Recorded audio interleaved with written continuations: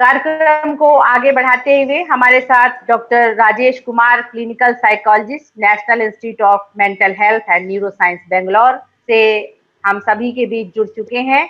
मैं कार्यक्रम में उनका हार्दिक स्वागत एवं अभिनंदन करने के लिए अपने महाविद्यालय की हिंदी विभाग की विभागाध्यक्षा डॉक्टर इंदुमती दुबे को मंच पर आमंत्रित कर रही हूँ कि इस आभासी मंच पर आकर डॉक्टर राजेश कुमार सर का अभिनंदन, स्वागत एवं वंदन करें। डॉक्टर इंदुमती दुबे। इंदु जी। धन्यवाद मैडम। जी धन्यवाद मैडम। शुरू। मैं डॉक्टर इंदुमती दुबे अपने महाविद्यालय द्वारा महामारी के दौरान मनो सामाजिक एवं व्यावहारिक परिवर्तन, चुनौतियां एवं समाधान विषय पर आयोजित एक दिवसीय राष्ट्रीय वेब संगोष्ठी के आभासी मंच पर उपस्थित समस्त प्रभास्वर अभ्यागतों को सादर नमन करती और महाविद्यालय की विदुषी तथा डायनेमिक प्राचार्य डॉक्टर निशा यादव मैम तथा परम कर्मठ प्रबंधक श्रद्धेय श्री विनोद कुमार अग्रवाल सर के श्रम और अकादमिक अभिरुचि को प्रणाम करती हूँ, जिनके सत्प्रयत्नों का सुपरिणाम है आज का यह सारस्वत आयोजन।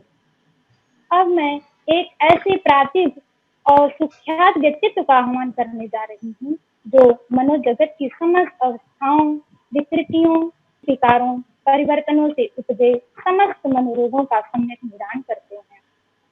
आज जब समूचा विश्व कोविड-19 जैसी भयावह महामारी से आक्रांत है, तब अमंगल की आशंका से ग्रस्त मनुष्य के जीवन में बहुविध मनोवैज्ञानिक, सामाजिक एवं व्यावहारिक परिवर्तन परिलक्षित हो रहे हैं। महामारी जन इन स्वाभाविक बदलावों के कारण उपजी परिस्थितियों से मानवता को उभारने में आप जैसे सुविज्ञ के विचार निश्चय उपादेय प्रमाणित होंगे। मैं बड़े आदर और सम्मान के साथ आमंत्रित करती हूँ आदरणीय डॉक्टर राजेश कुमार सर को, जिन्होंने national institute of mental health and neuro science Bangalore जैसे प्रतिष्ठित संस्थान से एमफिल और पीएचडी की गरिमा उपाधि प्राप्त किया। संप्रति वहीं पर नैदानिक मनोसलाहकार के पद पर कुशलता एवं सफलता पूर्वक अपना दायित्व निर्वाह कर रहे हैं। तुम लोग भी तेज होकर खिला जानने को दे दो। अनिकुशा भारतीय राष्ट्रीय एवं अंतरराष्ट्रीय पत्र पत्रिकाओं में प्रकाशित हो चुके हैं। आप विभिन्न संगठनों के कई सम्मेलनों, कार्यशालाओं तथा प्रशिक्षण कार्यक्रमों में रिसोर्स पर्सन के रूप में सम्मिलित होकर ज्ञान पिपासुओं को तृप्त कर चुके हैं। इतना ही नहीं, मानसिक स्वास्थ्य की राष्ट्रीय एवं अंतरराष्ट्रीय पत्रिकाओं में समीक्षक के रूप में भी आपका नाम अग्रगण्य है। ऐसे विद्वान और प्रतिभाशाली वक्ता के मूल्यवान वक्तव्य से आज का यह ज्ञान यज्ञ निश्चित रूप से उत्कर्ष को प्राप्त करेगा। इसी आशा और विश्वास के साथ मैं पुनः स्वागत करती हुई अनुरोध बुलाती हूँ डॉक्टर राजेश कुमार सर को, आप अपनी ज्ञानमयी वाणी से सबको अभिसिंचित करें। आदरणीय डॉक्टर राजेश कुमार सर। नमस्कार मैडम, बहुत बहुत धन्यवाद। मैं सभी लोगों का धन्यवाद करता हूं और बहुत अच्छा लगा आपको इतना अच्छा परिचय देने के लिए। प्रणाम सर। प्रणाम प्रणाम प्रणाम madam.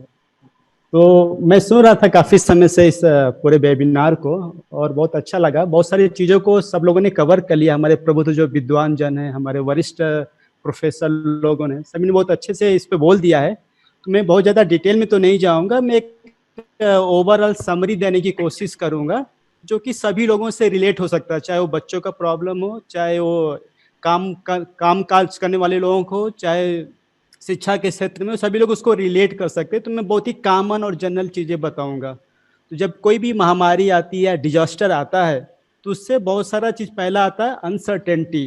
Uncertainty about future, about the personal life. जब अनसर्टेनिटी आएगी तो उससे हमारा स्ट्रेस डेवलप होना स्वाभाविक है। तो हमें नहीं पता है कि महामारी कब तक चलेगी, या जब कोई डिजास्टर आता है तो लाइफ के बारे में फिर अनसर्टेनिटी आती है कि अब आगे क्या कर सकते हैं, इस एरिया में तो अभी प्रॉब्लम हो गया, विध्वंस हो गया है। तो चाहे वो कोई महामारी हो, चाहे डिजास्टर हो, बहुत ही कॉमन चीज होता है uncertainty. Uncertainty about the future, about health, हमारा हेल्थ के बारे में। जैसे कि बहुत सारे लोग जो बीमार है अभी कैंसर से हैं या मधुमेह से पीड़ित हैं, सडनली अगर लॉकडाउन लग गया है तो उनको लगेगा कि अभी हमें इलाज कराने के लिए कहाँ जा सकते हैं। तो जो अनसर्टेनिटी आएगा, बहुत सारे वरीज भी लाएगा, चिंता लाएगा मन में। अगर वो चिंता एक समान लेवल तक है तब तो कोई बात नहीं है, आदमी उसका सॉल्यूशन भी ढूंढ लेगा। लेकिन कुछ लोग ऐसे होते, कुछ ऐसे फैक्टर हो सकते हैं कि वो चिंता बढ़ जाए, एक निश्चित सीमा से ज्यादा बढ़ जाए तो प्रॉब्लम होता है। तो हमें ये भी देखना होता है कि उसका लेवल क्या है। तो हमें ऐसे लोगों को स्क्रीन करना बहुत जरूरी है कि चिंता का लेवल क्या है, एक समान लेवल पे है कि उससे बढ़ गया। जैसे कि अगर ये चिंता रहे कि अभी कॉलेज तो बंद हो गया है, आगे का फ्यूचर में क्या होगा, एग्जाम तो अभी ये नहीं देंगे, पोस्टपोन हो गया है, तो ये माना जा सकता है। अगर वो सोचे कि नहीं अभी 1 महीने बाद या 2 महीने बाद फिर से खुलेगा तो हम देख लेंगे।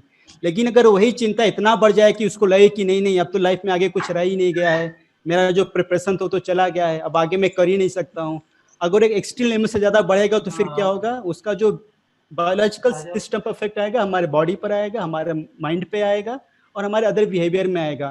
तो जैसे खाना पीना छूट सकता है, नींद डिस्टर्ब हो सकता है, फिर हमारा जो अटेंशन है किसी चीज को पढ़ने का सोचने का उस पर कम जा सकता है, फिर ज्यादा से ज्यादा ध्यान जाएगा निगेटिव चीजों पे। बीमारी से रिलेटेड अगर ज्यादा पढ़ने लगे तो और ज्यादा फिर प्रॉब्लम होगा, ज्यादा हम सेंसिटिव हो जाते हैं इन्फॉर्मेशन को लेके। ये भी बोला जाता है कि अगर बहुत ही अगर आपको लगता है कि अफेक्ट हो रहे हैं किसी चीज को, उसको आप सह नहीं पा रहे हैं, तो उससे कट ऑफ होना जरूरी है। इन अनसर्टेनिटी की वजह से दूसरा फैक्टर आता है होपलेसनेस और हेल्पलेसनेस। चीजों का होप अगर न रहे तो वो एक बहुत ज्यादा फैक्टर। अगर एक जो सुसाइड का कारण है, कोई जो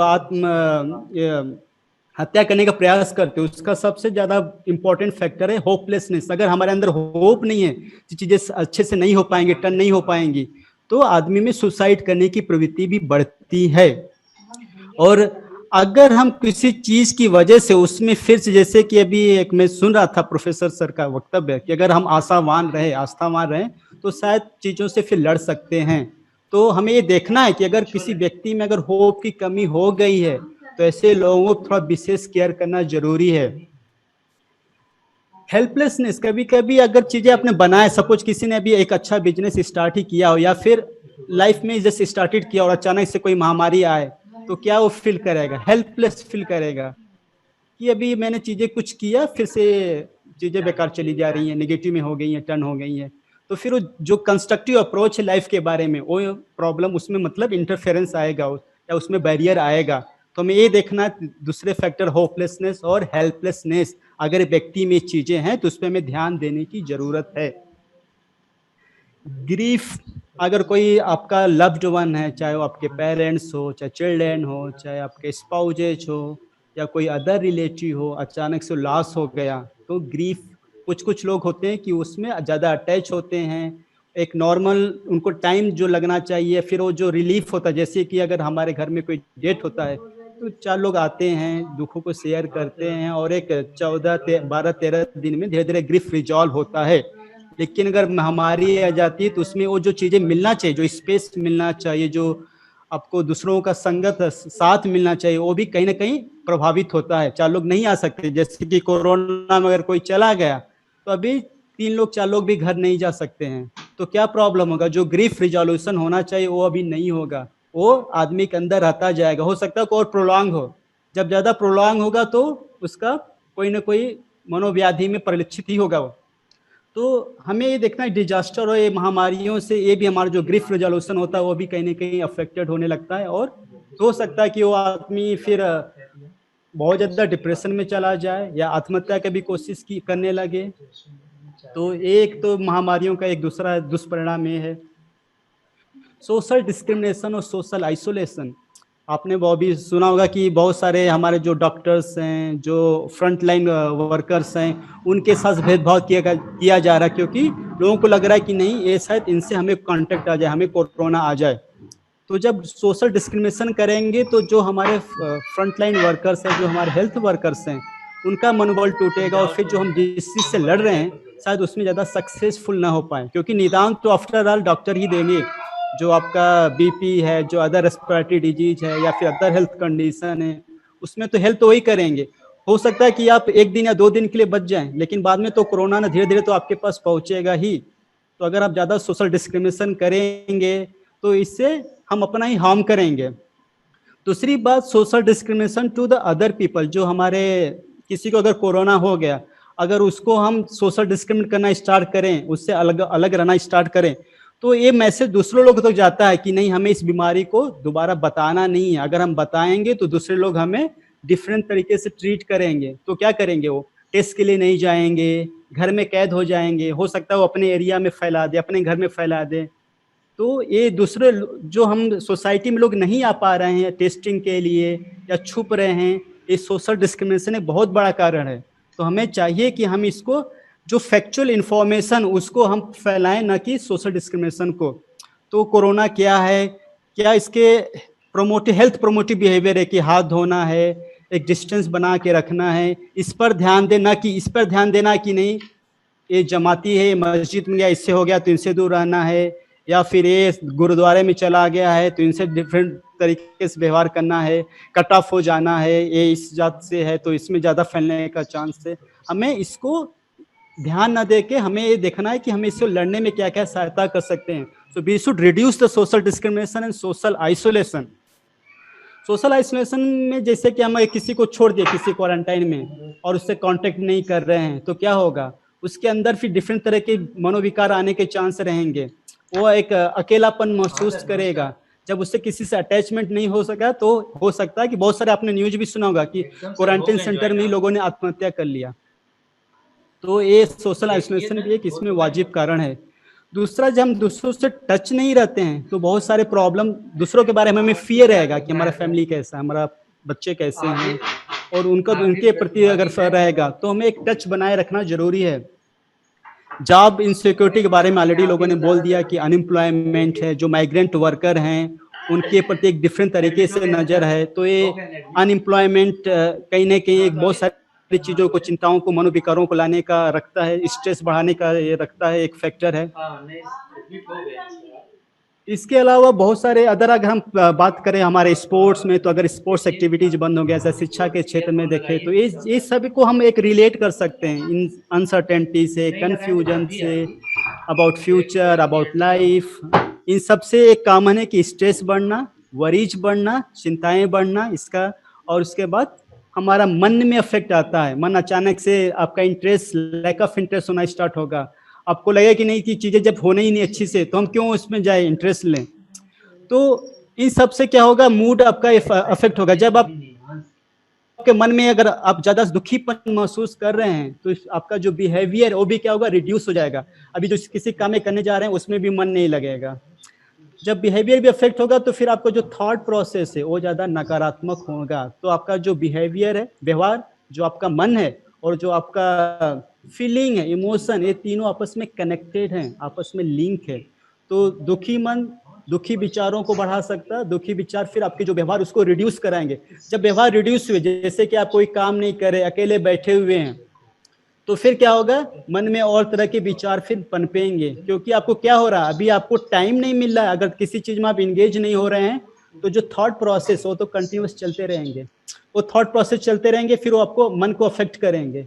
तो आपस में इस तरह से बढ़ाते जाते क्या होगा, आप एक जैसे मकड़ी का जाला है, आप उसमें कैद हो गए, और मकड़ी जब जाले में कैद कर लेती है तो लास्ट में क्या होता है, आदमी डाइज, एक्सपायर्ड, सुसाइड यही करता है, मतलब एक विध्वंसी होता है। तो हमें मकड़ी के जाले को तोड़ना है। उसके जाले को तोड़ने के लिए बहुत सारे उपाय भी हैं, ऐसा नहीं कि उपाय नहीं है। तो इंडिविजुअल लेवल पे क्या उपाय हैं और सोशल लेवल पे क्या उपाय हैं, अदर काउंसलर का जो मेंटल हेल्थ प्रोफेशनल, उनसे कैसे हेल्प ले सकते हैं, मैं बस थोड़ा सा पॉइंट डालूंगा।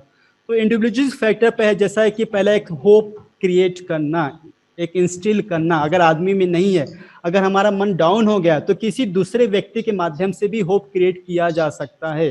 तो टच में रहना जरूरी है। अगर सपोज मुझे हो गया, मैं निगेटिव में हो गया, तो अगर मेरा भाई इससे टच में, और अगर भाई ने मुझे कुछ सॉल्यूशन सर दिया, आपकी आवाज नहीं आ रही है अवधेश। आवाज तो आ रही है मैडम, ठीक है। हेलो, हाँ सर, आवाज आ रही है सर, आप बोलें। अच्छा ठीक है। जी जी जी, आवाज आ रही है। अगर वो होप क्रिएट इंस्टिल किया जा सके, अगर भरा जा सके, तो फिर शायद वो आदमी सुसाइड के बारे में नहीं सोचेगा, डिस्ट्रक्शन के बारे में नहीं सोचेगा।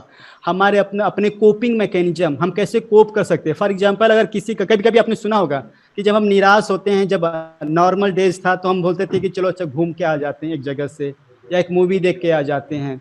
या फिर कुछ स्पेशल चीज बना लेते हैं आज तो थोड़ा मन में थोड़ा डिफरेंट चेंज आएगा। तो हमें कुछ ऐसे स्ट्रेटजी या मेथड निकालने पड़ेंगे, खोजने पड़ेंगे ऑप्शन कि हम अपने मूड को कैसे रेगुलेट कर सके, एक दुख से फिर से कैसे अच्छे में ला सके। तो बहुत सारे ऑप्शन हम देख सकते हैं, कोई ऑप्शन, हर एक ऑप्शन हर के लिए अवेलेबल हो ऐसा भी नहीं हो सकता है। तो किसी के लिए अगर म्यूजिक काम कर सकता है, दूसरे के लिए हो सकता है उसका इंटरेस्ट ना हो। तो हमें अपने इंटरेस्ट के अनुसार अपना उसको खोजने पड़ेंगे, चाहे एक छोटा ब्रेक लेना हो, चाहे दूसरों से बात करना हो, चाहे फ्रेंड से कनेक्ट होना हो, चाहे कोई नया चीजें पढ़ना हो। तो हमें देखना होगा कि हमारे ऑप्शन क्या है जिससे हम अपने मूड को रेगुलेट कर सके। कोपिंग स्किल, किसी चीज के बारे में जो कोप करना है उसका भी स्किल इम्पोर्टेंट है। तो उसमें हम देखते हैं कि प्रॉब्लम सॉल्विंग स्ट्रेटजीज, कि जो अगर प्रॉब्लम है उसका सॉल्यूशन क्या क्या हो सकता है। अगर हमारा एजुकेशन इम्पैक्टेड हुआ है तो इसका अलग ऑप्शन क्या है, ऑनलाइन के थ्रू, स्मार्टफोन के थ्रू कनेक्टेड होना, फिर से उसको बढ़ा सकते हैं क्या, या फिर अगर जॉब चला गया है तो अभी ये अदर ऑप्शन क्या है, छोटे लेवल पे, कम्युनिटी लेवल पे क्या जॉब ऑप्शन, उसके बारे में सोचना। या फिर ऑनलाइन के थ्रू हमारा क्या स्किल है, कुछ लोग हो सकते हैं बहुत ज़्यादा एजुकेटेड हो तो उनको अपने अनुसार ऑप्शन खोजना है, जो अनस्किल्ड है उनको अपने अनुसार देखना है, ऑप्शंस खोजना है। अगर हम ऑप्शन खोजेंगे तो कहीं ना कहीं हमारे अंदर होप भी रहेगा, और उस चीज प्रॉब्लम सॉल्विंग स्किल्स नहीं पता रहती है तो फिर प्रॉब्लम हमारा बढ़ता है। इसके अलावा सोसाइटी से हेल्प लेना। सोसाइटी अगर बहुत बार हम सोचते हैं कि नहीं ये महामारी में हम दूसरों का हेल्प कैसे कर सकते हैं, हमारे पास तो पैसे नहीं है, I can not help financially. तो हमें ये सोचना है कि हेल्प ऐसा फाइनेंशियली हो ऐसा जरूरी नहीं है, किसी को सुनना, उसके इमोशन को वेंटिलेट कराना या रीअश्योरेंस देना कि चीज़ें ठीक हो जाएंगी, थोड़ा ध्यान रखना है, वो भी एक तरह का हेल्प ही है। तो हमें ये सोचना है कि हम अपने लेवल पे क्या दूसरों को हेल्प कर सकते हैं और दूसरों को कैसे हम स्क्रीन कर सकते हैं। तो क्या चीज़ें हैं जिस पे हमें ज़्यादा ध्यान देने की जरूरत है। जैसे अगर आपको लगे कि कोई बहुत ज़्यादा गुमसुम है, खाना पीने सही से नहीं कर पा रहा है, या बहुत तरह मन में एक बड़बड़ कर रहा है, अलग ही बात करता है, तो हमें ऐसे लोगों को रिकॉग्नाइज करना, स्क्रीन करना, उस पर थोड़ा सा टाइम स्पेंड करना जरूरी है। शायद वो टाइम स्पेंड करने से आप उसकी बीमारी को, उसके मनोदशा को समझ पाएं, और जब आप मनोदशा को समझ पाएंगे हो सकता है अपने लेवल पे कुछ तो आप ऐसे उसको सुन पा रहे हैं, उसके इमोशन को वेंटिलेट करने दे रहे हैं, तो उससे एक रिलीफ बढ़ता है, वो भी एक कंट्रीब्यूशन ही आपका हुआ। उसके बाद अगर उसको आप डायरेक्ट कर पाए, बहुत बार देखते हैं कि हमारे जो मनोरोगी हैं या दूसरे लोग, उनको पता ही नहीं होता कि किससे हेल्प लेना है। अगर आपको उसके बारे में इंफॉर्मेशन है कि नहीं यहाँ अमुक जगह पे अगर अमुक व्यक्ति आपको हेल्प कर सकता है, चाहे फाइनेंस के बारे में, जैसे कुछ एनजीओ है, शायद वहाँ पे आप कांटेक्ट करें, आपको हेल्प मिले, तो शायद उस आदमी के लिए एक अच्छा चीज है। या मानसिक समस्याओं के लिए कि यहाँ पे अवेलेबल है, आप उसके पास जाएं, शायद वो आपको हेल्प कर पाए। तो डायरेक्शन देना ये भी एक तरह का कंट्रीब्यूशन ही है। तो अगर आपने टाइम स्पेंड किया, उसका मनोदशा समझा, उसकी प्रॉब्लम समझा, और उसको फिर एक बता रहे कि यहाँ पे जाके हेल्प लें, वो भी एक तरह का कंट्रीब्यूशन है। तो आपको ये नहीं समझना चाहिए कि नहीं अगर हम फाइनेंशियली किसी को हेल्प नहीं कर पा रहे हैं क्योंकि हमें खुद अपने फ्यूचर के लिए हमें पता नहीं कि कब हमारा जॉब स्टार्ट होगा, पैसे हमारे पास नहीं रहे तो बेटर के पैसे मत दो, ऐसा नहीं सोचना है। हमें सोचना है कि किस और तरीके से हम हेल्प कर पाए।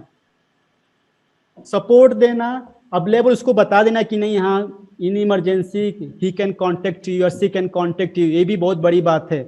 अगर हम इस चीज़ों को लेकर रखें और हेल्दी बिहेवियर को प्रमोट करें तो हमें लगता है कि कोई भी महामारी हो चाहे डिजास्टर हो, उसका जो इम्पैक्ट है उसको हम मिनिमाइज कर सकते हैं, रिड्यूस कर सकते हैं, और मे भी ओवरकम करके फिर से नॉर्मल लाइफ में आ सकते हैं।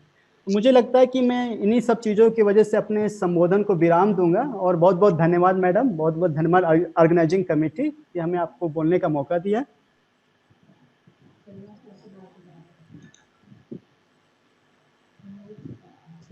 मैडम म्यूट है आपका मोबाइल म्यूट है जी। हेलो, धन्यवाद। हाँ, बहुत बहुत धन्यवाद doctor Rajesh Kumar, clinical psychologist, national institute of mental health and neuroscience, Bangalore से।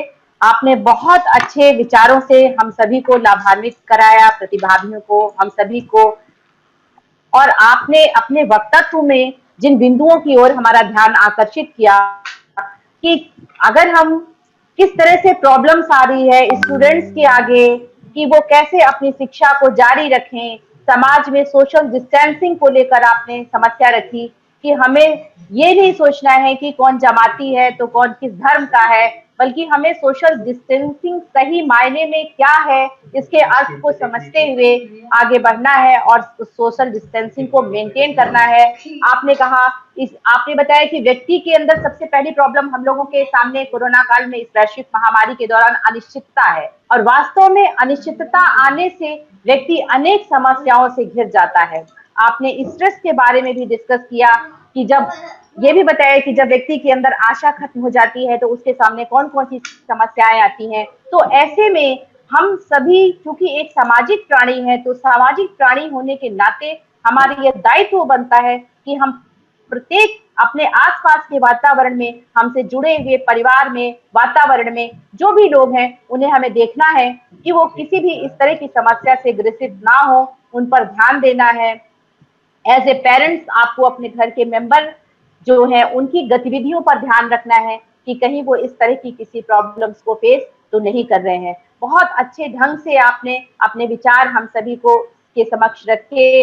आपने कहा कि मकड़ी के जाले हैं ये समस्याओं के रूप में हमारे सामने, उन सभी को तोड़ना है। तो निश्चित रूप से आपके वक्तव्य से हम सभी को ये सीखने के लिए मिला कि इन मकड़ी के जालों को तोड़कर हम आगे कैसे बढ़ेंगे। बहुत बहुत आभार राजेश सर आपका। आपके बारे में मैं इन शब्दों के साथ आपका आभार व्यक्त करना चाहती हूँ कि ना आपने गिन कर सिखाया ना तौल कर सिखाया, आपने जो भी सिखाया दिल खोल कर सिखाया, दिल खोल कर सिखाया। बहुत बहुत धन्यवाद doctor Rajesh Kumar ji. Thank you.